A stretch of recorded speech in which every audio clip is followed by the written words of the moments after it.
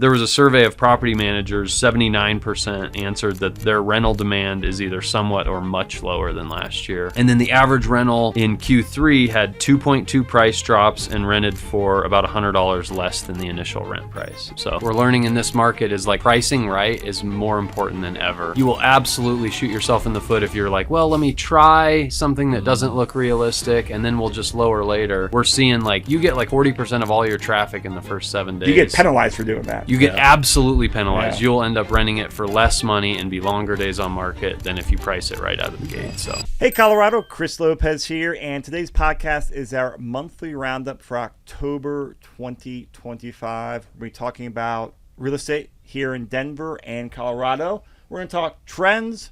We got some news articles to talk about. We're going to talk about what rents are doing around town. Go through a recent case study and just talk some shop. I am joined by the usual crew now.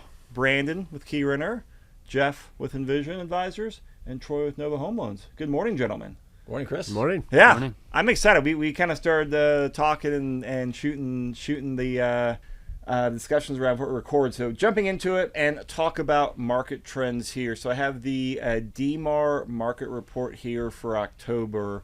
And we are going to start off with total listings. So October ended with 12,500 active listings. So that's about 500 down from September. But this time last year was 10,900. So up about 14% year over year.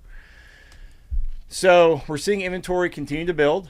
No surprise, but last year we were in like the 30-40% range. I think it is building slower now. It's what it's showing. But here's the interesting thing. New listings are down. They are down about 5% from year over year and about 10% from last month. So I think it's kind of going with the story of, hey, inventory is still building, but we are seeing it build less quickly. And then we got less new listings coming in the pipeline. Now we have pendings up slightly. By about 3% year over year and about 1% month over month. So not anything big on pending, and close is down about 7% month over month and year over year as well. So a lot of stats, I think, just saying, hey, we're going to keep building inventory for a while. one of the stats I'd seen was that we're seeing more properties fall out of contract than like a year ago. Has that been your experience? And maybe that would explain why pending is about flat or even up a little bit, but closed is down month over month. Yeah, I've seen national headlines about that, and just talking to people, there's a lot more people canceling contracts.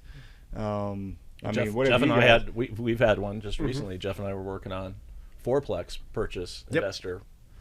Buy side? Buy side. Yep. Blew out the. Boy, that was kind of interesting. Why did it fall out? Seller wasn't willing to do squat. Inspection. Yeah, it was just old fourplex and had. And there was a lot, but was your ask reasonable? Yeah. Yeah, It was very much so, It given wasn't the property. unreasonable, I can tell you that. It was definitely reasonable, but they just gave like less than bare minimum. Yeah. I think that. I think it's things like that, and plus, I think smart buyers know out there like, hey, like I can. And this guy's Be picky. a smart buyer. I can wheel and deal. Yeah. And I think we saw that thing where sellers don't want to adjust. It was worth this much years ago, and years ago it's inspection concessions. Next, right?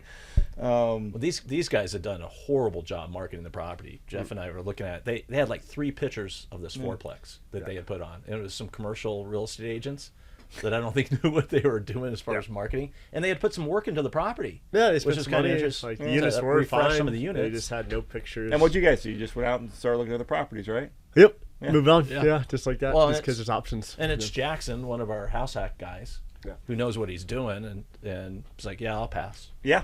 Because he doesn't want to walk into a lot of capital expense. Exactly. Yeah. That's I'm hearing the same thing, and I think that's I can buy that narrative, Brandon.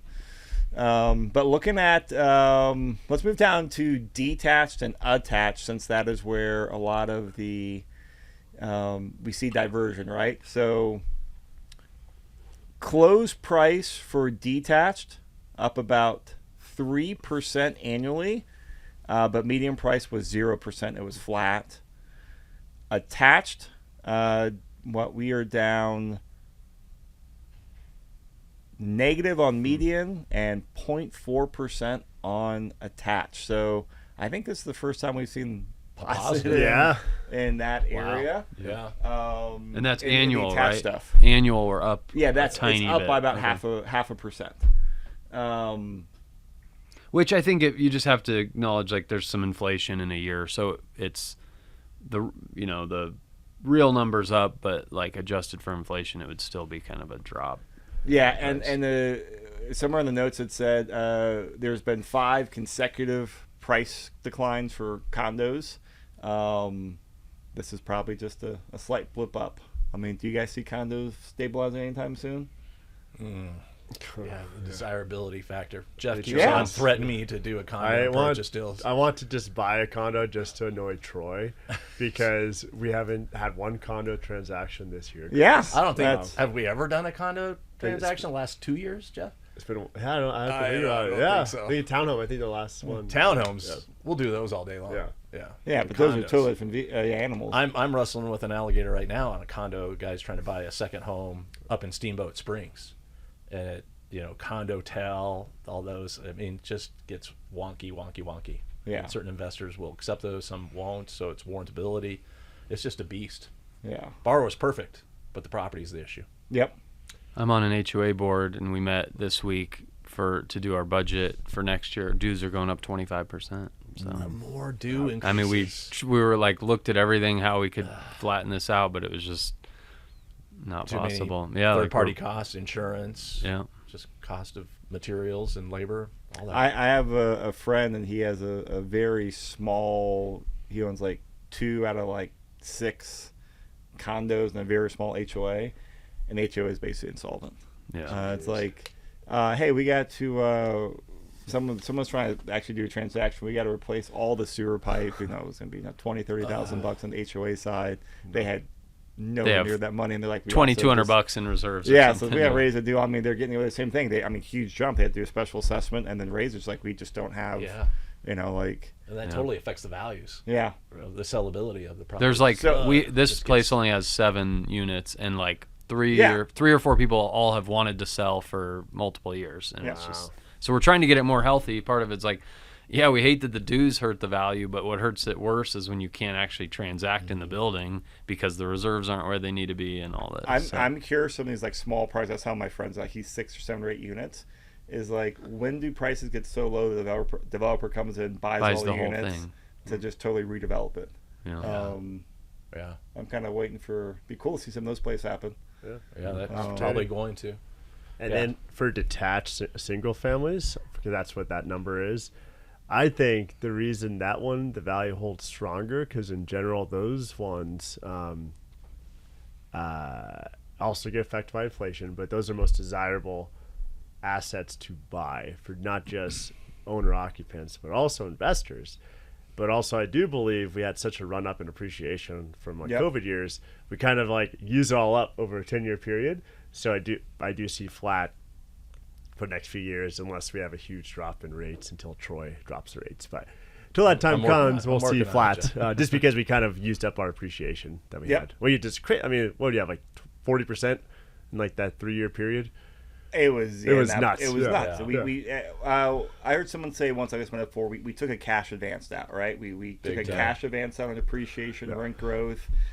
We deferred expenses, and then they're both kind of coming to reconcile. So I agree with you. I still wouldn't be surprised if we actually saw slight negative on some of the detached stuff going into over next year, these next 12 months, because it's been flat, modest. I would not be surprised if we actually unless slight the negative. rates come in and then I don't stimulate see, because even if once the new chairs put in March or April next year, even if he lowers rates, the 10-year doesn't react to what they do. It's not directly. It's not a direct ratio. And No. So, but if we get some better mortgage rates, hopefully. Yeah. I mean, we'll see in the spring. It's always kind of see how the spring goes. If we get some better rates cooking there, we could see more activity on the buy side. So let's do some a little sideline people. You guys up for a little prediction? Yeah. I realize we're like in Q4. Did we do a prediction like a few months ago? Did we write that down? We did it last year about this. Yeah, time. so nobody wrote it down. We got to rewind the remember what the tape. prediction was. We'll do a real one for next month. We'll actually get prepared for that. But I'm curious, just gut reaction right now, and this will warm us up for next month. We all come with questions. Be prepared. This time next year, our detached prices higher or lower, and attached prices higher and lower. I think we all agree attached prices are lower. So we're doing like an over-under? Yeah. What do you guys think? Par or just modest? I think attached will be lower. I agree. Yes, agreed. Yeah. Lower. I'm going to say fractionally higher, just modest. Oh. Okay. Just to be Contrarian? divergent. Yeah, right. Detached, I think slight negative. It's my gut right now. Oh, For that's detached? what I meant for detached. As far as Oh, attached is going to be down for sure. Oh, okay. Not as I'm hot of a changing my- take as we thought. No, Yeah. I'm You'll be I'm changing my answer. Okay, Yeah. so we're all negative, all down on attached, but detached, Detached, slight positive. That's slight what- positive. Slight positive. Slight positive, Jeff, Brandon. I'd say negative. Slight negative. I think slight. All right. Yeah. You're going to be positive, so you're going to be the country. No, Yeah, I'm he's slight negative negative. on that. I okay. think. We'll be the Oh, positives. yeah. Yeah. But we're always positive. Yeah. Well, I think we're. So here's News part of cycle. it. So let's. I know we got some news articles and stories to talk about because this is a lot of a lot of variables, a lot of macro trends on here. So I think we're going to start seeing a lot of these new build communities really start to crumble, which is going to put buyers there and probably put some downward pressure on resale properties. But I think just with all the macro stuff, I would not be sorry this is negative. But I was talking to a group, and they're starting a fund where they go out there and they buy distressed new build communities where they can buy the whole community, not like a couple, wow. but hey, they can buy the 10, 20, 30, 50 units. And they've done some big deals in the past. So they've got firepower behind them and been hunting. They're being strict, but they finally got their first deal. High level of it, you'll get the ideas. I think it was Wheat Ridge area. Builders in for $12 or $13 million. Banks in for 9 something. They're getting it for less than what the bank has into it, and they're going to be around $470, $480 a unit. Wow. Now they underwrote this years ago around that $750-ish price point. Wow. Is what the builder did years ago. Then finally got through everything. Is it through construction or this is mid-construction? It's through construction. It's all CO. Because here's what's interesting. There's one owner in there. So I don't. Maybe just say for example's sake, it's 20 townhomes, and they buy all or nothing. So there's one in there, and they bought it I think earlier this year for $630. So you can already see that's when those new build discounts we're getting, but they're going to get it in the high 400s per door. Wow. So think about that discount. That is a massive discount.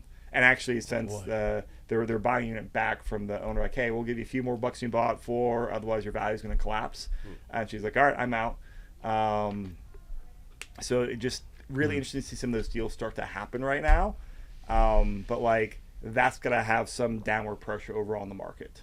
Why would do you understand what the motivation is there? Surely if values aren't 750, but they're also not 470, why wouldn't they just drop prices and take and sell them one at a time? Well, they to the can't open sell them market right now. I don't know the details on there, but I do know you got to think a lot of these builders too. A lot are highly leveraged. I mean, a lot are anywhere. I mean, not uncommon for those builders to be 70-85% loan to cost. So I don't know what this one was, but there's high leverage. And they can't even make their payments and keep this thing afloat while they try to sell them off. Because a lot of times, even if they turn to rent it out, even if they have to turn them into rental, that's a $5,000 or $10,000 cost to rent. Blinds, washer and dryer, it's a new build, right? You got to put that stuff in there, so they have an expense on there, but then the rents can't cover the debt service. Yeah. And so that's been the general theme I've seen from different deals that I've been a part of or just hearing people talk about. But I think that's still an interesting segment in the market. Is I think there's a lot of distress in new builds, good opportunities out there. But I think if some of those transactions start really going through like that, I mean, that won't be the main thing, but just one more item in favor of, hey, I think we'll see detached prices drop some. And I'm more of the belief optimistic because Troy's going to lower the rate spring of next year. We'll go below. If we hit the high 5s for owner occupied, I think that will drive a lot of buyers and bring up demand and put more upward pressure on Will rent. we hit the high 5s though? Troy, you can invite Howell here for our predictions next month. Yeah. Powell flying, right? I mean, he's looking for a job here. So, he might as well start getting his little side hustle going. That's good.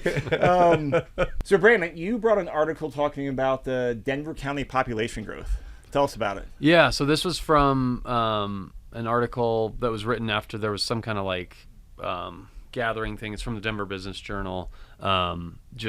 So they covered a lot of different topics about movement in the area, but specifically this article is highlighting that we just haven't had growth, and which was so part of. I mean, Denver grew for so many years in a row, and I think I kind of And knew, we grew fast. totally, and it's just amazing what growth can do, right? It stimulates so many things in the economy, and everything is up and to the right when you're growing. But yeah, it's like the gig's been up. We kind of know that, but this was like some hard numbers. So we actually have 6,500 fewer people living in Denver than in 2020, according to this U.S. Census Bureau data. And then they also highlight that the only 2 counties in the metro area that have grown since 2020 are Douglas County and Broomfield County. So yeah, just it's kind of an interesting time overall because we're seeing softness in the market nationwide. More so, certainly it's more pronounced like in Denver than other areas, and there's worse markets than that. But yeah, it's like, I don't know, I scratch my head on like, where's everybody going, right? It's because we're not seeing a big boom in one place. It's like, and for so long we had this narrative of we've been chronically underbuilt since the Great Recession, right? And I don't know how to make sense of that, right? Like, that was pretty compelling, and it was what everybody was saying why just buy and hold real estate was like the best investment over the long haul. But yeah, we're seeing softness nationwide, and certainly in Denver, and yeah, like some of it here you can chalk up to the lack of growth. And before we get in discussion, just to kind of highlight some data, so that Brandon's talking about Denver County. So Denver City, Denver County, they're the same thing. There were 729,000 people in 2024, so 6,500 fewer than in 2020. Now, the prices and all the trends we're just talking about, that's Denver Metro, like I think it's the 11 county Denver Metro area. So just kind of give people context there on the data. So, Jeff, I know you were speculating on this topic before. Like, what were your thoughts and questions on it? Yeah, so I think a big part of it's the work for home trend since 2020. Companies realize, hey, we don't have to rent all this office space out and bring people working 5 days a week. We could do, remote, or people work 100% remote. So why live in the big city when you could be at home all day and go take your family to a better school district or more affordable place? Go live in Greeley. Go live in, you don't have to live right next to the city anymore. So because commute does not matter anymore at that point. So I think that was probably some of the flight away from the city and county of Denver. Not all of it, obviously. You can make arguments for many different factors of cost of living, just gone up so fast, so quickly, and people just couldn't afford it, so they go to more affordable spots, whether it's out of state or different municipalities. But yeah, I think that's a piece of it, one piece of the puzzle. Yeah, I agree. Troy. Yeah, I think He's a Douglas County guy, so we'll get his I'm one of pitch those here. people that went I'm from a Denver Douglas County guy too. So. I just went last year from Denver to Douglas County. So you're one of them. So let's talk about some of the patterns we were talking about that I think, overall I've heard, Colorado State, we are still growing in population, but we're slowing down than what we were. Yep. Looks like Denver is, slight negative. And we're talking about a lot of people in Denver. I think, hey, some are obviously living in the state, but I've heard a lot of anecdotal stories and other articles are saying a lot moving to Douglas, moving to Broomfield. Mm-hmm. Some people moving up to Keystone, the mountains, right? They can work remote. I think that's been a big part of it too. We've had a lot of migration in Colorado. There has been. Because you're right, you don't have to work downtown anymore. Downtown Denver, unfortunately, for a variety of reasons, has not been attractive for businesses or people go hang out. Things are closed and all that. So, what's the allure of living down there? I just went through this with figuring out where we're going to move our office. So we moved from Denver to Wheat Ridge. Oh, really? Yeah. And a lot of that was affordability, like the taxes and stuff on a price per square foot in Denver were way higher. And you start looking around at what is the real benefit to being there, and for us it just didn't outweigh that, so we moved to Wheat Ridge. Yeah, so again, I think there's lots of reasons. But going back to being the optimistic note, Jeff, say on that, like I think I'm this year I've definitely put more like a contrarian point of view on. It's like, hey, all the Denver's just going through its rough moment. Luckily not as bad as like San Francisco or anything like that, but it's going through its rough moment. But I think there's some really cool buying opportunities materializing. I think we're on the front edge. I think we'll see some for a while. I think all over, like new builds. I won't harp on that again. Multifamily. I mean, I've heard of stories of banks forcing properties to market, and there's been a couple times where where they could not get a bid high enough that the banks were happy with, even though there's like below what they the debt they held on there. There's going to be motivated sellers in single family. I don't think we'll see quite as much distress in like the multifamily world, but there'll be good opportunities out there. So I think with all this, I think long term Denver County is will be up and to the right again. But like I think there's going to be some selective opportunities out there. Agreed. I agree. Absolutely. Yeah. It feels like a overall kind of an affordability correction too, of just it was not sustainable to keep going the direction we were, and so it's kind of like you talked about. We got so much of our appreciation all packed into this little window of time, and we might just see a 6 or 8 year period that's more or less flat, where this kind of normalizes and it gets more. And I think even they're both Denver and Colorado have passed a lot of legislation making it harder for landlords to operate and do all that. And there's a lot of landlords that want to be done. And I mean, it's as you guys know, it's more stuff to just navigate and put in your operations manual. But you do with that, hey, few people want to play that game. In the long run, that's going to drive up prices and drive up rents. If you're willing to just up your game and navigate everything. So I think there's going to be some cool opportunities out there. Yeah. So ending on a positive note there. There you go. Yes. Yeah, because that's what it's, hey, here's what's going on. And it goes back to that buff saying, hey, if everyone's fearful, be greedy. And then be greedy when others are fearful. I mean, it's a really good sentiment in Denver County and all over Colorado as well. Yeah, absolutely. All right, so you had another article here, Brandon, on the homeowner equity boom is over. So it's just some interesting stuff. Another Denver Business Journal article. But yeah, a couple things stood out. Here the share of so-called equity-rich owners dropped, even as the national median home price rose to a record of $370,000. But this was the thing that stood out to me. About 2.8% of mortgaged residential properties in the U.S. were considered seriously underwater in the third quarter of 2025. And that they defined that as a total loan balance at least 25% more than the value of the home. So that strikes me as seriously underwater. That's serious. Hard to argue with that. It's not like moving a ton, but this has gone from 2.7 in the second quarter of 2024 and up to 2.5 to 2.7 to 2.8 basically over the course of a year plus. Just that would tell me we're going to start seeing a little more foreclosure activity and that kind of thing. So I was the markets with the largest year-over-year drops were Florida, Arizona, Colorado, District of Columbia, and Georgia. I'm surprised that do you guys see I can't think of like a lot of scenarios top of my head or people I know about just investors deals we done when people are down 25% even based on home values. Close. Only if they maybe bought right at when rates went up in April 2022, they did like FHA VA, and then that scenario, like they bought like the peak of the market. But down 25%? But I doubt it's down that much. I think most likely it's probably like -5. Yeah. Like a condo. Like maybe condos might have the highest. Maybe. When we're Like talking in that condos. scenario. Or could this be they've not been making payments, so that's factored into this? So they're adding that to the loan balance, or could it be some other data points that are driving that? But you can also see the other flip side of it. You say, well, how many people are equity rich that bought pre-2020 or at 2020, and they have 20 to 50% equity in their home that they could sell tomorrow and cash in their chips. Well, and that's what they're saying is down here too.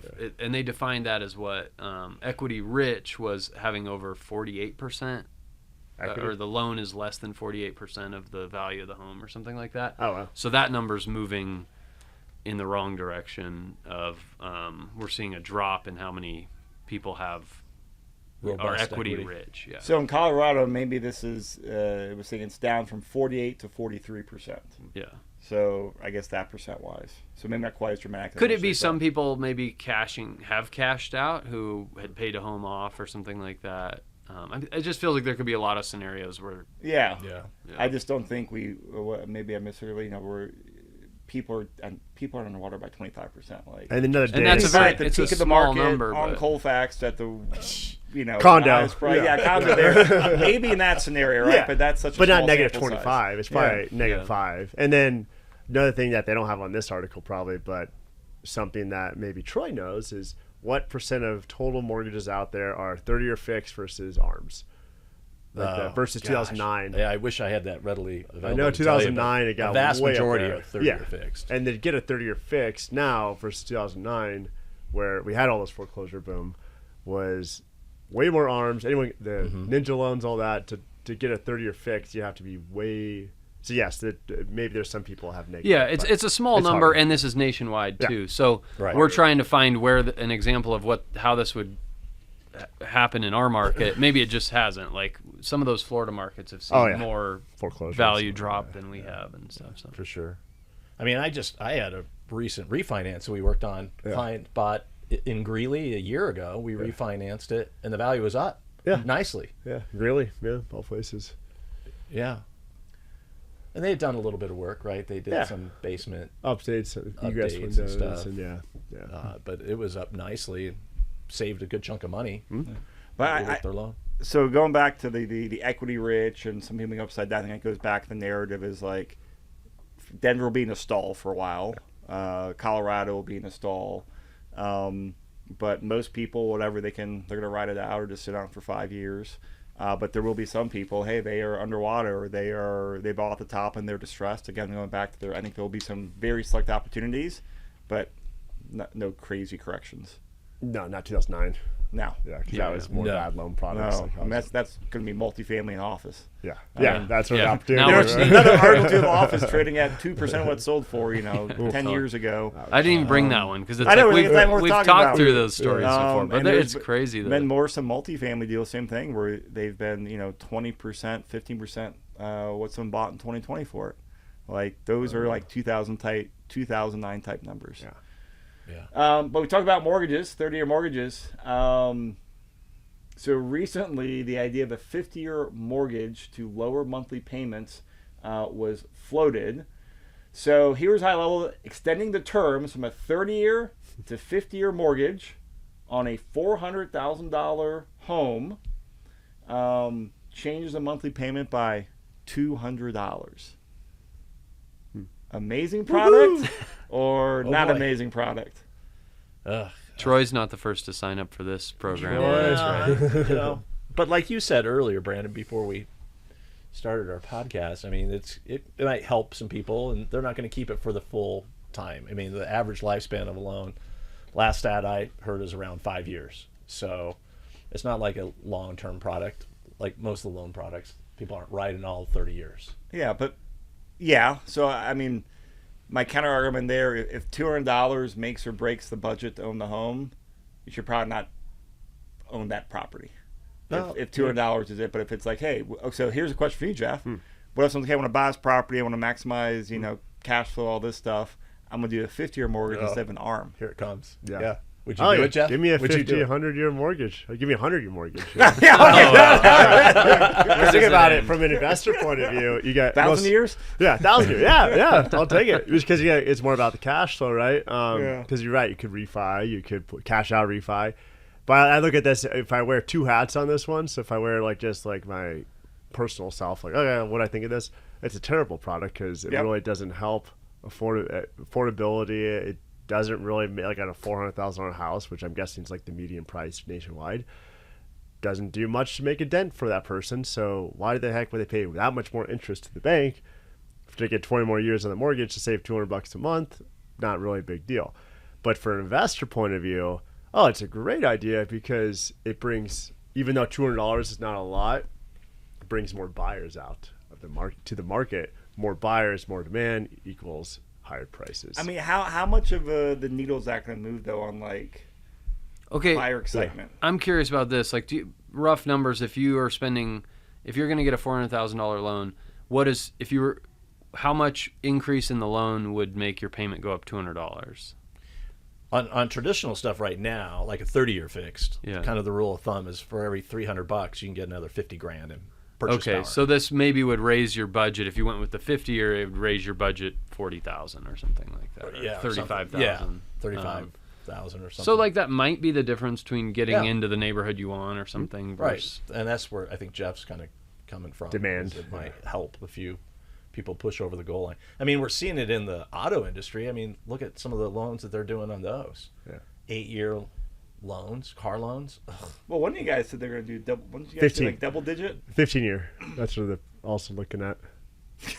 Come on, But if you look at it finance from your Porsche for 10 well, years. think about it, Chris. If you're the bank, wouldn't you love it to have people finance it way out? You make all this extra interest. So from a banker's point of view, they love it. And then from an investor's point of view, you almost want more loan products like this. Not necessarily for the investor themselves, but think about if you want almost forced appreciation. It's like any of those like stimulus checks, right?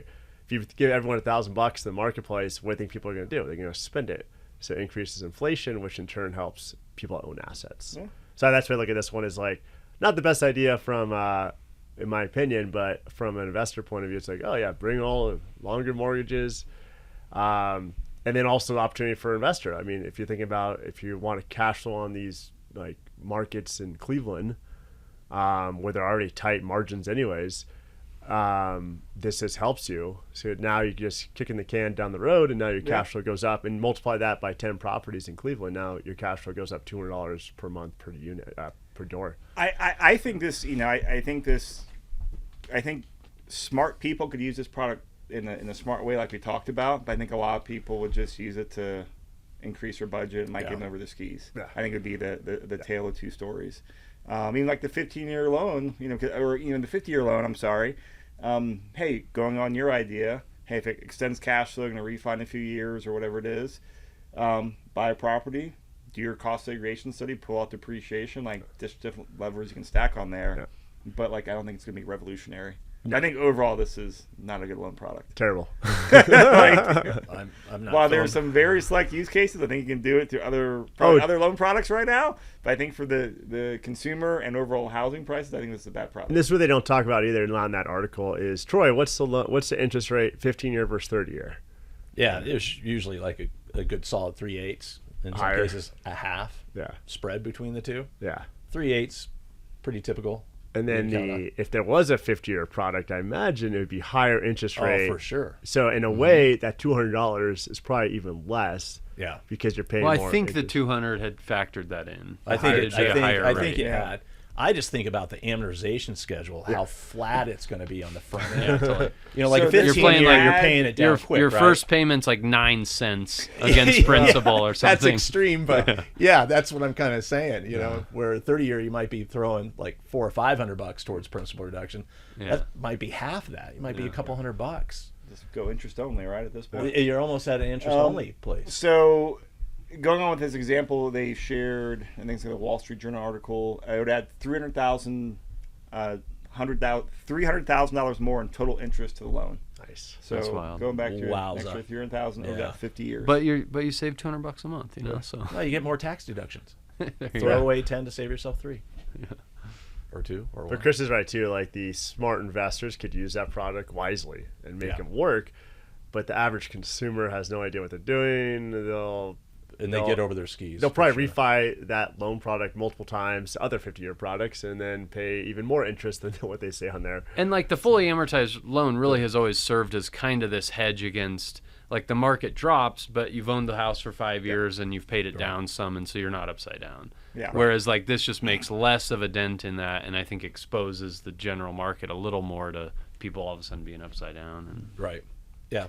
Going back to the previous. Oh, another article. factor too that they're not talking about that. So if you think about 30-year mortgages, that's like almost like, oh, I paid off my house after 30 years. I'm 65 or 60 years old.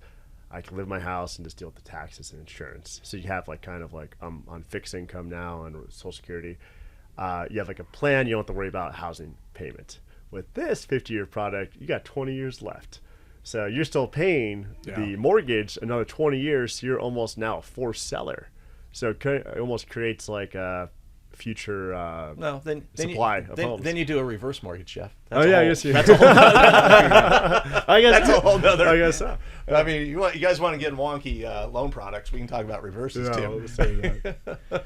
All right, so we got a few minutes left here. I got two other topics I want to chat with you guys about. First is the rental market. So Jeff does a lot of room by room. Brandon, key renter. I mean, 1,000 plus like long-term rentals and some medium-term rental units. So I kind of hear what you guys are seeing in your portfolios and people you talk to. Yeah. Brandon, what's going on with like the rental market in general and your portfolio? Yeah, it's slow for sure. It's the worst I've seen in the 12 years I've been at So this beyond typical seasonal trends, this Yes, is like absolutely. worse of typical Q4? Yeah, Okay. I think it, as we've talked about, like I think this kind of where I really started to feel this was sort of like Q4, like Q3 into Q4 last year. It just started to slow down in a way that was like, well, this feels worse than the usual seasonal slowdown, and our number of active properties was just, usually it starts to really tail off, and it just wasn't. Days on market was growing, and then like, yeah, this year was just tough overall. Like we experienced it kind of the whole year, but now it feels like it's gotten to even a new level of really tough to rent things. I brought a few national statistics on the rental market. So 26.8 days was the average days on market for a rental property rent. I don't have historicals on this one, so I couldn't tell you exactly how much that's moved, but like, doesn't that just sound like a lot? Like historically, it's like, oh, it takes you a week or two to rent a property, right? Or maybe, if you'd hit the market and after a week or so, if it wasn't getting good activity, you make a price drop and then it rents. That was just my experience for a long time, and all of a sudden that's just not the reality. There was a survey of property managers, 79% answered that their rental demand is either somewhat or much lower than last year.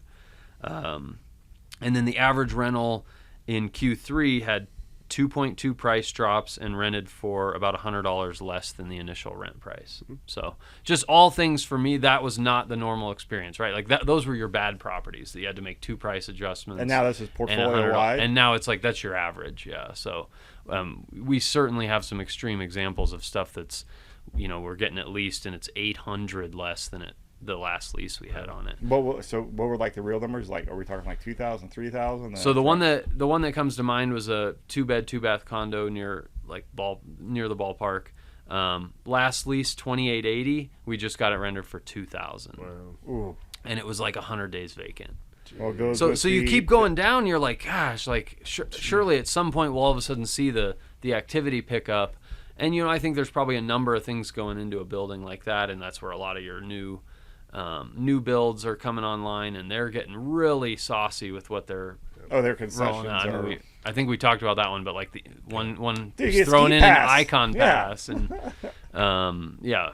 2 to 3 months free rent and that kind of thing. So it just gets hard to compete with that, and the amenities aren't going to be as nice and new. And Where all are you that, down so. on average? Would you say that was an extreme case? Are you down 5, 10, 15%? Probably like 5%, Okay. something like that. I'd say our average is maybe between $100 and $200, something like that, Okay. down, and our average rent's over 2,000. So maybe it's even 7-8%, something like that. Jeff, what are you seeing in like the room by room? Yeah, so room by room's flat, definitely flat. So just because I think a lot of the times, we're not really going after with room by room. You're not competing against new builds, of course, or like the Class A apartment buildings, because they're not. It's affordable housing in a nutshell. Where people have the misconceptions is more so they're in the Sloan's, like they're in the Class A location, the Sloan's Lakes, the Highlands, but they think they can get $100 to $300 more per room per month, and that's just unrealistic, and that's where people are mispricing it, thinking like, oh, I'm in Sloan's Lake, I'll get $1,000 at least per room. What about like the core, like in the not the Class A? Because I know you and Class other B and clients, you guys C. have bought the Class Flat. B, Class C neighborhoods. Yeah, so flat. I would say flat. And the other big thing is the credit quality. I guess the tenant, I'm sure you noticed this too, is like I've never seen so many 400 credit scores. I didn't know that existed. I saw 380. You have to work at that. Yeah, I'm like, get- you to almost go down that have to far. not pay your bills to get it that bad. So I've never, the credit quality's definitely gone down dramatically. So the people that do apply have just been like just terrible potential tenants because of bad credit. Are you seeing that with your portfolio? A little bit. Brandon? There was a stat I saw too that the average tenant credit score is 566. Which was kind of alarming to me. So yeah, we haven't had to lower our guidelines a ton. That hasn't been a problem as much around here. But there's times when it's been sitting for a while where all of a sudden you're like, well, let's at least talk about it. This person is not qualified, but can we get creative here? And we're now capped at we can't do more than 2 times the rent and security deposit.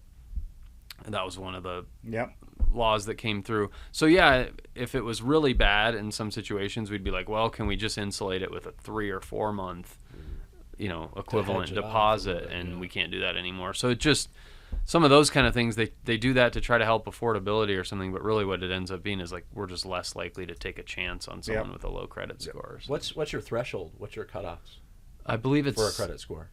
I think it's 600. So if below 600, you're just no dice. We have some kind of like contingency stuff. Like if they miss the qualification, then there's a chance we can do like the double deposit or something just like to that. mitigate it. Jeff, do you have a floor? So credit rent by score? room because it's affordable housing again, so $550 for that. But my little insurance policy is a short lease, right? So that's where Brandon, I know you guys do 1-year leases, right? So Typically. We'll do a 3-month date lease. Yeah, 2 to 6 months depends on time of year. Just because rent by room is affordable housing, but there's still seasonality, so we try to push to the spring. But yeah, we definitely start with the shorter lease on the higher. I like that strategy. And That's a then good strategy. just because you could kind of mitigate that risk. Have you had many evictions? No, the only time None we've of had issues, one guy, we said it was during COVID. He was bragging to me about stimulus checks and not paying the rent, but that was the only one that didn't pay for 2 months. Did he catch up? Cash for or- keys. No, we just got him out. We're saying he got arrested and then we did cash for keys. Okay. That's Chris knows this. You met him in jail, like sign this and all. The ex-wife. Okay. I had to deal with that in the sun. So he didn't pay for 2 months, and then you gave him money to go bye-bye. And he had his deposit though too, so Okay, he so held you kept that. that. Yeah. So was it? So And net sometimes net. that's the most pragmatic thing you can do. And Yes, for that was sure. also during COVID, which the eviction moratoriums and all that. So I was More kind of a challenging. rock and hard place. And the other one was the guy I did a cash for keys for him, and it was from a rent by room property manager. Okay. And that one we just said, hey, if you move out in 2 weeks by end of this month, and it was like early, it was about a year and a half ago. Move out in April, end of the month. We'll give you $800 and a moving truck, and he left. Okay. So Perfect. So we got about 2 months left, guys. I got one other item on the agenda, and that is a duplex deal that you guys just helped a client acquire. Give us a quick rundown. Yeah, talk about the property, Jeff. MLS deal, fully fixed up duplex, East Aurora off Chambers.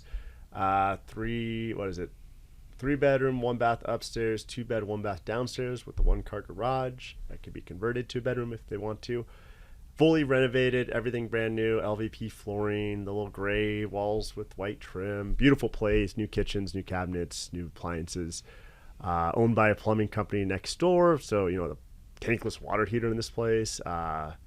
It was all new, like pipes everything. and sewage. in Yeah, there, too? everything was brand new. It was really well done. No water damage leaks or anything? If they had it, Just yeah. the plumbing company. So overall great, $580 purchase price, and this was the buyer profile was a family, husband wife with a 1-year-old, and they were looking to house hack and were okay living, not doing rent by room, but living in like a multifamily, and they were willing to take the bottom unit, rent out the upstairs unit.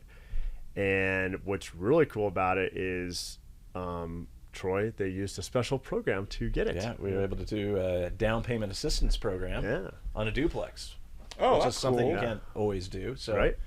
his all-in was about $10K Yeah. to buy it, which is awesome. Like cash all in. Cash everything. all in. The All only of it. thing Wow. above that might be inspection cost. What do Yeah. you think upstairs unit will rent for? So About market 23-ish, you guys? well think? 25 for like Well, maybe market. 25. In the Section 8 it's like 28.74 for over there, and then downstairs probably 21. Yeah. Yeah. So for they're going to market. stay there for a year or two, then move out? Yep. Yeah. Yeah, 1 year, and then And they can do that with a... Yeah, well, we've got some special plans. Got for some that. plans for it? Okay. Yeah. Great, but that's part of like being strategic, right? With Yes. certain loan products, you work it the way. That's awesome. Yeah, Because I know that's absolutely. one of the conditions, but then Yeah. you can... And he's an adamant chess. watcher of our podcast, so say hello to Jesus. hello, Jesus. All right. You well, wanted us to give him a shout out. yeah. Well, congrats. Man. Yeah. That's awesome, Yeah. Jesus. Good for you. Awesome. Well, another great monthly roundup, gentlemen. Thank you. Troy, great as always. If you guys Thank you, need Chris. help navigating getting really good loans and using them smartly, good Yes. loans, and using them Strategically. wisely. Not talk for to 50 Troy. years. Yes. We're not fans of those yet. But hey, how do you low cash down and then turn that to long-term wealth building? Talk to Jeff for house hacks, buying small multis, and getting some rental deals around here in Denver. And talk to Brandon, a key renter, if you need a great property manager. Yeah, one thing I'll just highlight we're learning in this market is like pricing right is more important than ever.